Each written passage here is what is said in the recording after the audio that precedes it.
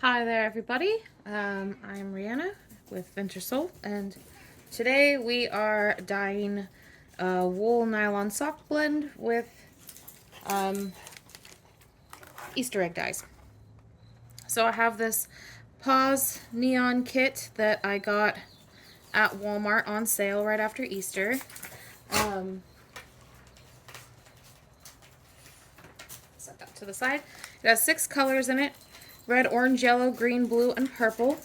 I have the instructions here that say to add 1 tablespoon of vinegar to dissolve the tablet, and then add water. I'm obviously going to add more than ½ cup of water. Couldn't find my tablespoon measure, so I just have a teaspoon, but that's fine. So what I have today are 6 sets. Each of these zip ties here has on it a 20-gram skein of wool, 75% superwash merino wool, and 25% nylon, and 3 10-gram skeins of 75% superwash merino, 20% nylon, and 5% silver stellina. The one without the silver stellina is a slightly different twist. It's a higher twist. I don't know if you can see it on camera. It's I think 4-ply instead of 2-ply, and yeah, you can tell when you look at it. It's a much higher twist. So anyways, I've got these color coded. I'm gonna set these aside. I'm going to put my ran into the light there. I'm gonna put my colors in the jars and add my vinegar, and then I'm gonna put the yarn in and top it up with water. The yarn is dry, no particular reason for that. It may have actually been better to soak it, but I didn't. So here we are.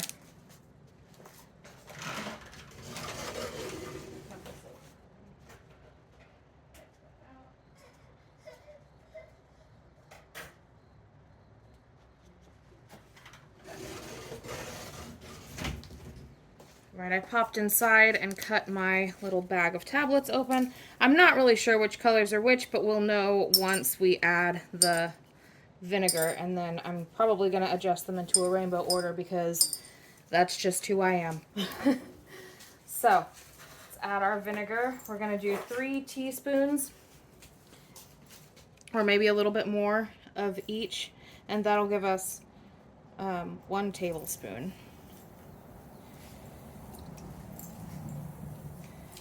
And then from there, we're just going to stuff in the yarn, top it up with water. I'm probably going to speed this up now, and I will break if anything interesting happens.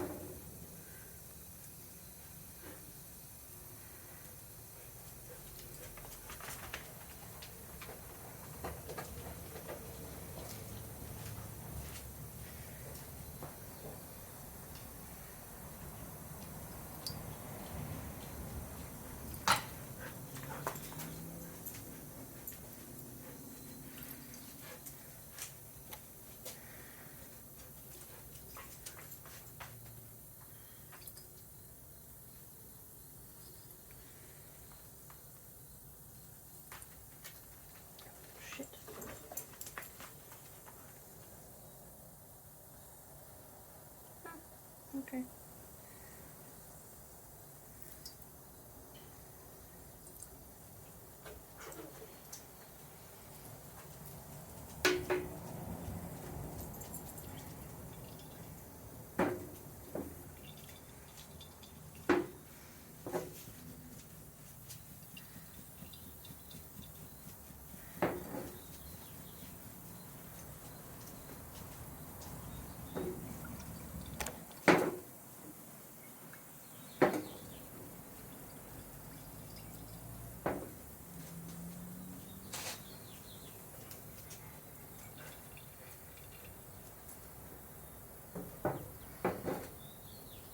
I'm gonna break real quick to say that these two look like the same color to me. I can't tell which one's blue and which one's purple.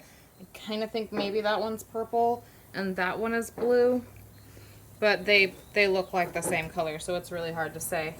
This pink tablet is taking its sweet time to dissolve. Seems to do better if it's fully submerged in the vinegar.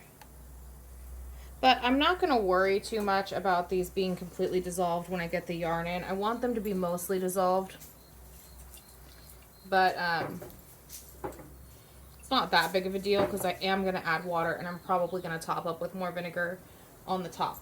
So without further ado, I'm going to go ahead and start adding the yarn. So I've color coded all of these, not that it actually matters, but here we go.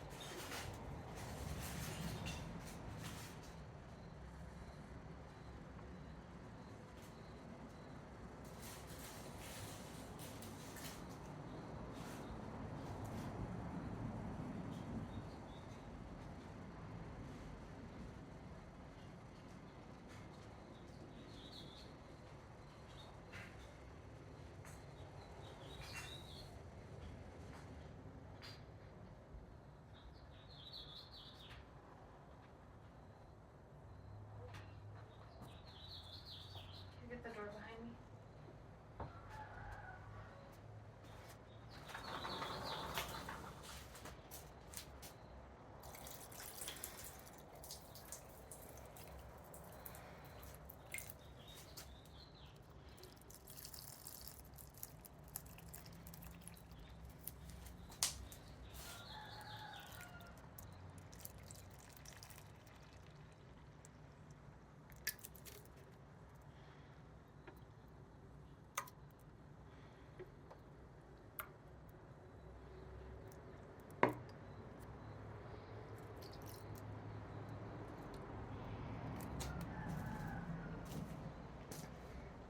More water.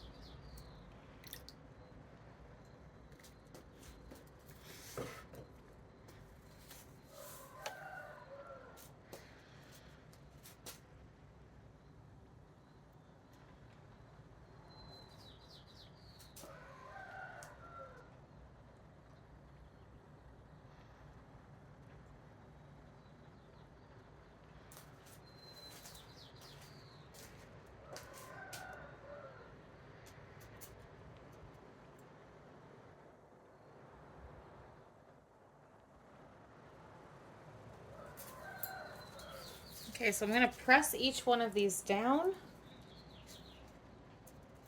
just a little tiny bit.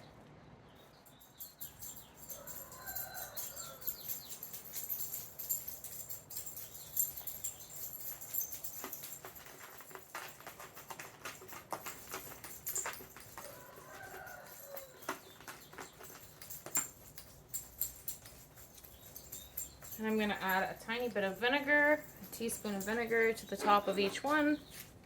And then I'm going to grab the lids and put them on.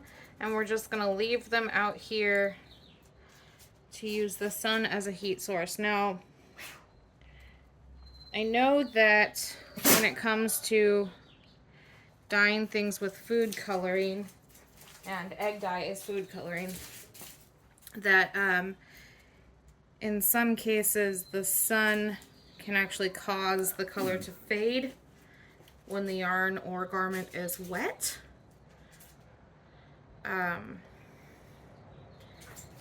However, I'm still going to leave them outside. I'm not going to leave them in the direct sun. I'm going to leave them under this kind of covered pergola that I have here.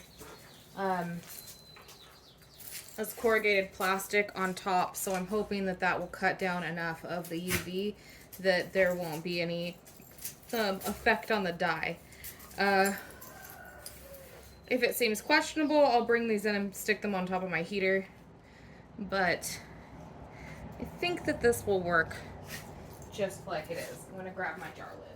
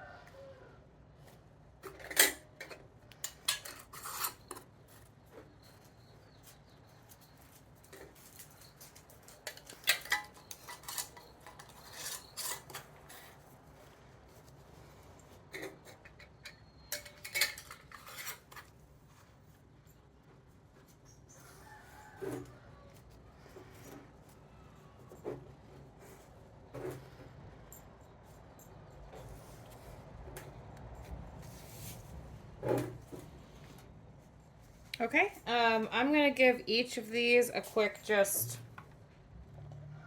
sort of get the color moving around a little more. Not super crazy. I'm not trying to like mix it up completely. I just want the color to move a bit.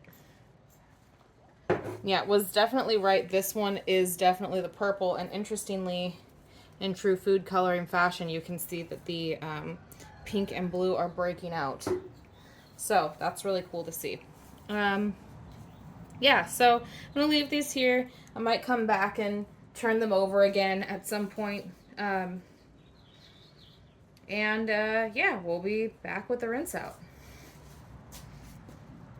Okay, so here we are back with our washout of our Easter egg dyed yarn. So all of the color is exhausted in all of these jars as far as I can tell. And they ended up sitting for, I don't know, probably about a week and a half. I went out of town, and then I've had work, so I didn't get to them immediately. But we're just going to leap on into this. I don't expect to see any bleeding. Yeah, we're just going to leap on in.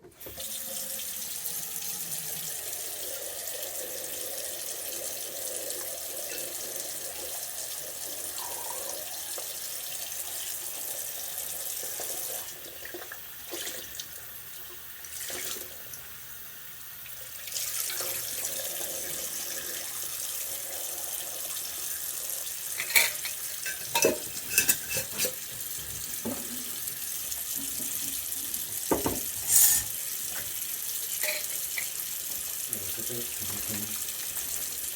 feel like if I did that and showed that to like my mom or your parents, they'd be like, "That's great."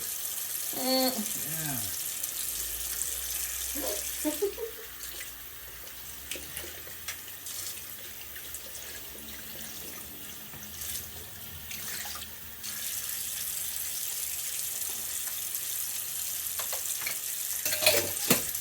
I think that's pretty cool. The painting? Yeah. Yeah, it's a, what do they call it? Cubist?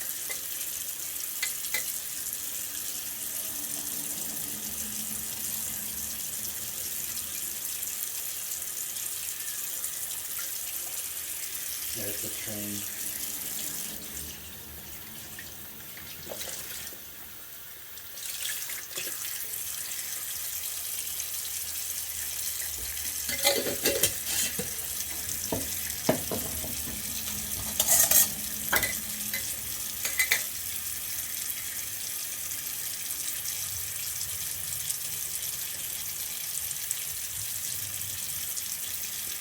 Yeah, I could see how that's a train. Like when told it's a train, you're like, oh, I see. Yeah, like I wouldn't necessarily think that's a train, but Yeah, I couldn't tell what it was. I can see how it's a train. One thing that's interesting about like this being kind of art class that I have to take in is that a lot of things that are you recording? Yeah, but this part's gonna be fast forwarded, so. There's a lot of things that I'm seeing that remind me of just like people's amateur art that they just don't take seriously and so aren't going to be like, oh, this thing means this and I'm going to submit it to some like place to show it. Like otherwise like anyone could really like share their art if they just take it seriously. Because a lot of this is just like, I see people use these techniques all the time. Maybe not the cubism so much, but like just how things seem kind of like scattered and a little like random. It's just funny, like the perception between like someone who's an amateur and something that's been said to like be good art.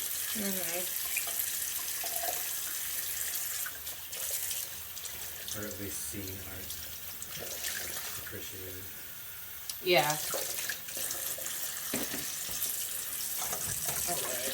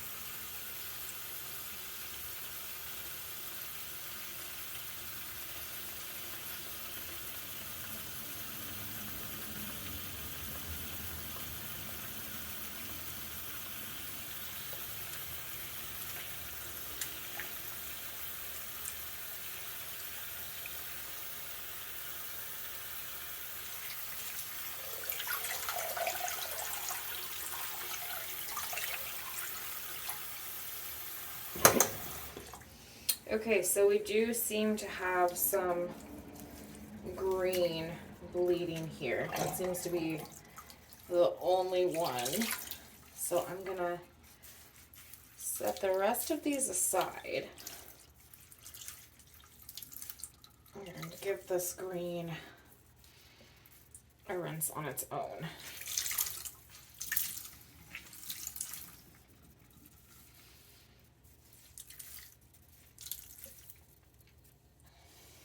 Okay, just set these right here. Interestingly, just wanted to point out, and a little surprisingly, we have a little bit of breaking in this green as well. We have some of that blue coming out on its own, which I didn't really expect, but if you're going to see breaking at all, it's going to be blue because blue is the slowest color to absorb. So that makes sense, just unexpected.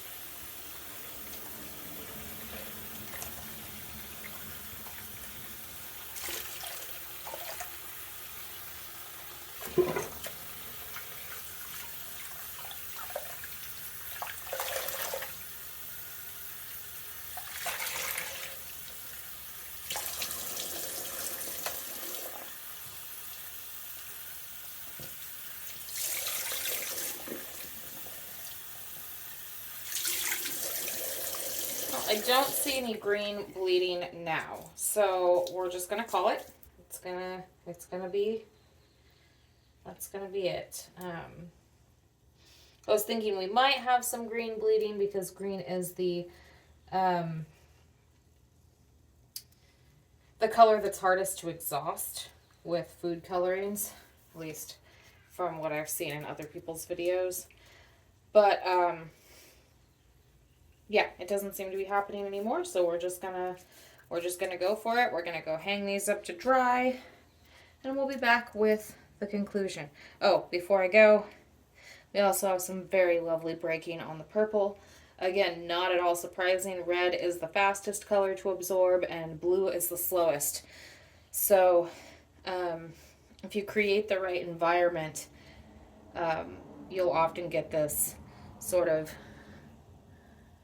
magenta to bright blue color. And on here we actually have some pink speckles. But we'll revisit that some more in the conclusion video. Okay, so here we are finally filming the conclusion of these neon Easter egg dies, neon Easter egg jar dies. So I think I started this project in like April or May. I didn't rinse them out until probably June, and then now it's September.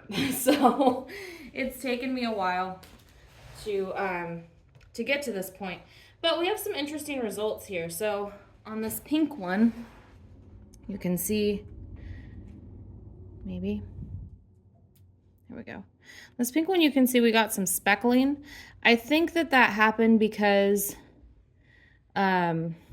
whichever red this is, I think it's red number 3 or something like that. I can't remember right now. But whichever red food coloring this is notorious for crashing out of solution. And I think that that's what we're seeing here, is that the dye started to crash out. And it ultimately did bind to the yarn, but it did so in kind of a speckled fashion, which is a little unexpected. And then the orange and the yellow, these are kind of exactly what you would expect them to come out looking like. The green was a little bit interesting because we actually had, it's kind of hard to see it on the camera here, but it actually broke blue in a few places. It's got this kind of tealy blue color, which again is unexpected. You expect to see breaking with like purples and stuff, but I didn't expect to see it with the green. You can see it really well right here. And then blue again came out pretty much as expected. Don't mind my son over there. He's eating a little snack bar a little too fast. And then here on the purple, we have a couple of things going on. First of all, it's a gorgeous shade of purple. But secondly, we do have some breaking into the magenta and down here into some blues. But we also get some of that pink crash out speckling going on here, which I thought was really interesting and again was really unexpected. So yeah, these came out really nice. I'm very happy with them. I did leave them in the sun and I'm happy to say that they didn't fade at all, which was great. Also interesting that the orange is very much a true orange, where I've heard before that orange, when it comes to food coloring, oftentimes kind of goes a red, orange, or a very yellow color, but this came out a really like true neon orange, which I think is really cool. It is a little more to the pinkish side, you can see around here, but it's still really orange. It's just more pink than it is, you know, up here. But yeah, so originally I had done 3 sets of these 10-gram sparkle ones. I sent one of each to a friend of mine because I thought she would like them, and she did. She was very happy with them, and I'm excited to see what she makes with them. The rest of these I'm gonna keep and make something for somebody as a Christmas present. Probably one of my cousins, because I've got a couple of cousins who I think would really appreciate this palette. Yeah, and that brings me to my next thing, which I was wondering if anyone out there would like to see me do some crochet tutorial videos. I've been kind of taking a bit of a break from my actual dyeing. I've been doing some, but not as much as I was. And I've been actually using more of my dyed yarn, making some things. And yeah, was wondering if you guys would want to see some of that as well as my dyeing process. I am getting ready to film some new dye videos. I know it's been a minute since I released any, so trying to catch up. Had a lot going on this summer, had a lot going on with work. Unfortunately, fortunately, I started a new job right around the same time that I started making these videos. So when summer hit and everything got really busy, it started getting kind of hard for me to keep up with filming and releasing them. But I'm trying to get back on that.